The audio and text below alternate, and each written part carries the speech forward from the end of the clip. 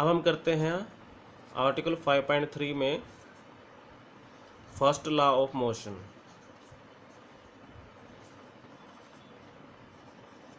तो देखिए, जो न्यूटन के लॉ है हमारे पास वो 3 लॉ हैं। सबसे पहला लॉ है हमारे पास मोशन का, वो क्या है कि कोई भी जो ऑब्जेक्ट है या फिर पार्टिकल है या कोई बॉडी है, वो जिस स्टेट में है उसी स्टेट में रहना चाहती है। अगर वो रेस्ट पे है तो वो रेस्ट पे रहना चाहती है, अगर वो यूनिफॉर्म मोशन में है तो वो यूनिफॉर्म मोशन में ही रहना चाहती है, जब तक कि उस पर कोई इम्प्रेस्ड फोर्स यानी एक्सटर्नल फोर्स अप्लाई ना किया जाए। तो वही हमारे पास फर्स्ट लॉ ऑफ मोशन है। तो क्या लिखेंगे, every body continues in its state of rest or of uniform motion in a straight line unless it is compelled by impressed forces to change that state। यानी जिस state में particle है उस state में वो रहेगा जब तक कि कोई एक्सटर्नल फोर्स अप्लाई नहीं की जाएगी। इस लॉ को हम एक नाम और देते हैं, is also called law of inertia. यानी जो पार्टिकल जहाँ है वही रहना चाहता है। अब सेकंड लॉ है हमारे पास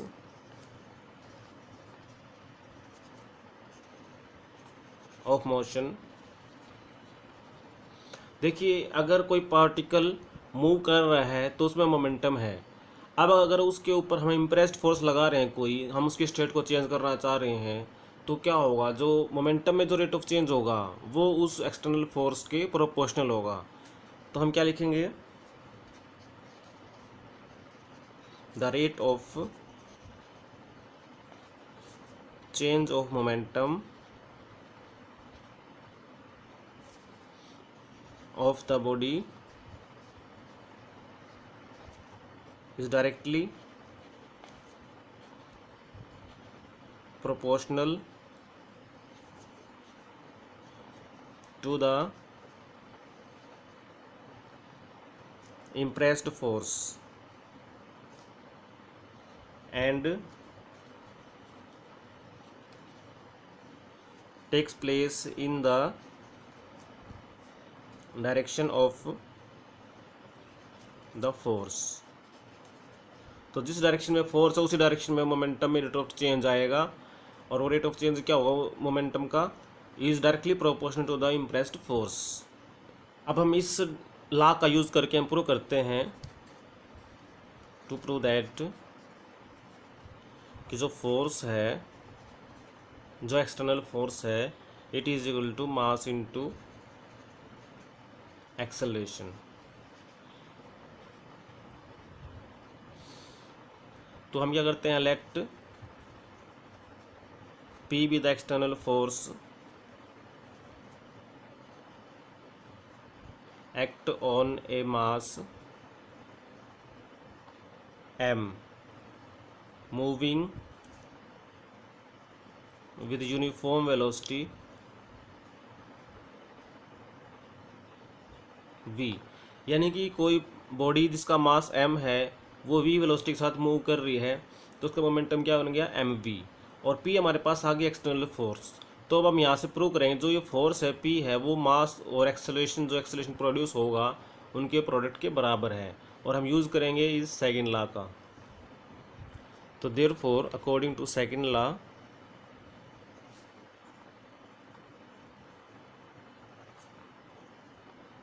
ऑफ मोशन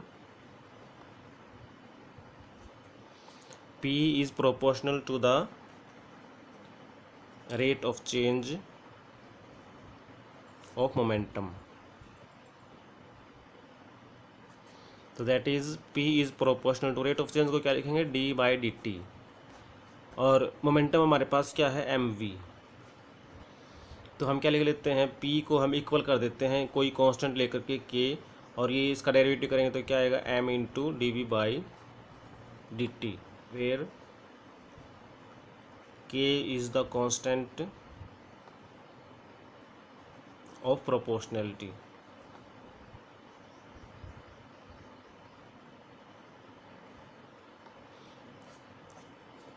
तो यहाँ से आप देखिए P की वैल्यूज़ हमारे पास क्या आ गई, K इंटू एम इंटू, इसको अगर हम F लिख दें एक्सेलरेशन को तो ये F आ गया। अब इस K की वैल्यू निकालते हैं, तो if P is equal to 1 unit, mass भी हमारे पास 1 यूनिट है और एक्सेलरेशन भी हमने 1 यूनिट ले लिया, तो देन क्या होगा फिर, तो उस केस में K की वैल्यू हमारे पास 1 आ जाएगी। यार यूनिट्स हम इस तरह से चूज़ कर लें कि हमारे पास ये तीनों 1 1 हो जाएं, तो वहाँ से K की वैल्यू भी 1 आ जाएगी। तो देयरफॉर P की वैल्यू क्या बन जाएगी, फिर ये 1 रखेंगे तो m into F, this is called equation of motion.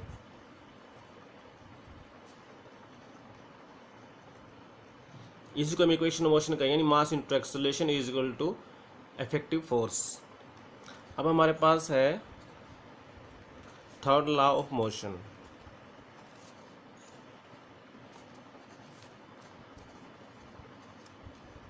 तो इस लॉ के अकॉर्डिंग अगर हम किसी बॉडी पे कोई फोर्स अप्लाई करते हैं तो वो बॉडी भी रिएक्ट करती है और वो उतनी ही फोर्स अपोजिट डायरेक्शन में अप्लाई करती है। तो यानी कि स्टेटमेंट क्या होगी कि to every action there is an equal and opposite reaction. Example देखिए, जैसे हमने किसी टेबल के ऊपर कोई पार्टिकल रख दिया है, कोई बॉडी रख दी है, तो ये जो पार्टिकल रखा है ये इस टेबल पे कितना फोर्स एक्सर्ट कर रही है, वो डाउनवर्ड डायरेक्शन में जो वेट है इसका mg, इतना ही वेट इस पर डाल रही है। अब उतना ही हमारे पास इस टेबल का रिएक्शन होगा इस बॉडी के लिए, तो वो जो होगा अपवर्ड डायरेक्शन में होगा और उसको हम r लिख देंगे। तो ये r जो रिएक्शन है और जो mg है हमारे पास, दोनों के दोनों इक्वल हो जाएंगे, लेकिन डायरेक्शन की अपोजिट है।